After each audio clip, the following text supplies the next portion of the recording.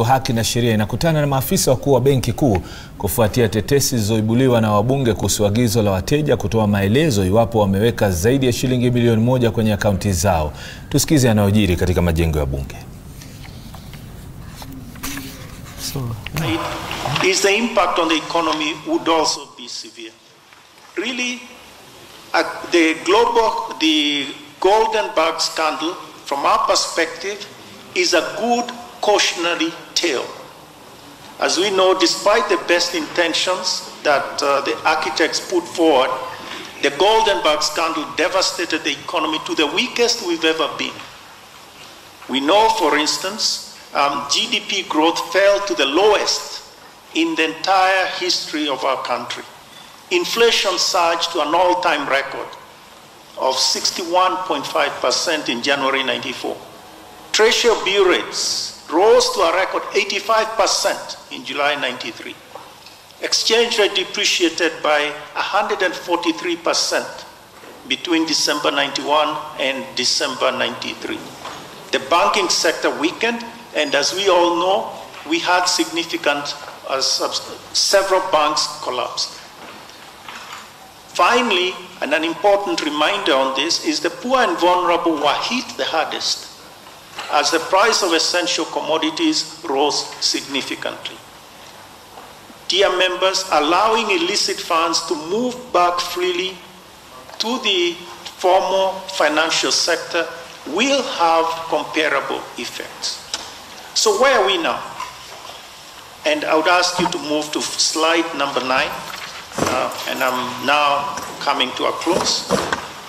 Slide number 9, really we are at step number 2, where already in step number 1 we identified those difficulties, and in terms of implementing the Act, the Section 33C of the Banking Act, and now, as I said, there is a case before the High Court, and it will allow the interpretation to be determined, allow an interpretation. And as we know, the case before Parliament has as first respondent the Attorney General, and the National Assembly is the second respondent, while the Central Bank is the first interested party. Now, the High Court, under its jurisdiction, will determine the matter and give an interpretation. All parties have already filed their submissions, and the matter is scheduled for hearing on March 29, 2019. So once the determination is made, we do want, even before that, to engage with Parliament and the public on possible ways to continue refining this matter of how deposits and withdrawals are done in the banking sector. The last slide just summarizes the key messages. Without going through all of them, I would only make the point that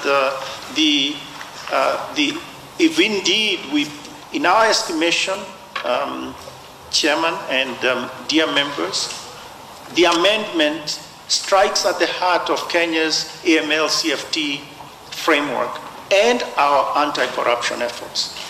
And indeed, the CBK circular that you mentioned is part of an effort to enhance the effectiveness of cash monitoring, which is an essential part, an essential facet of an effective AML-CFT framework.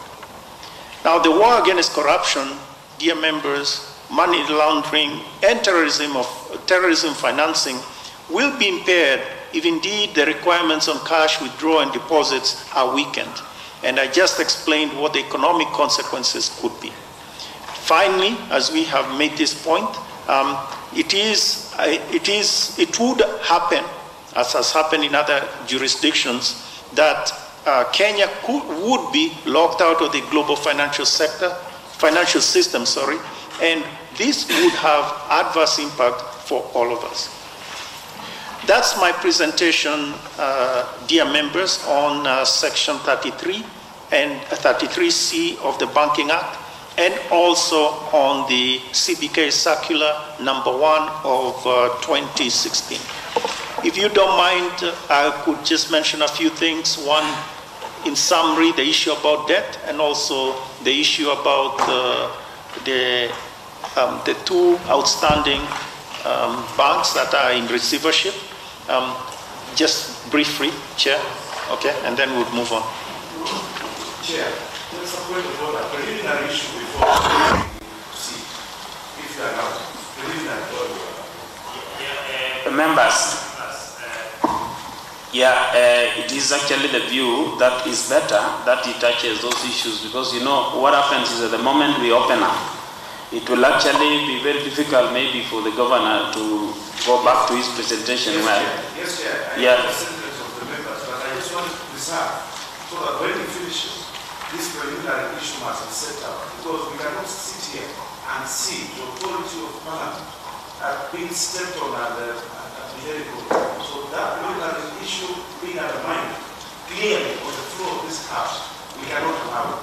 So kindly preserve for me the first shot at it, and that's clear. Okay.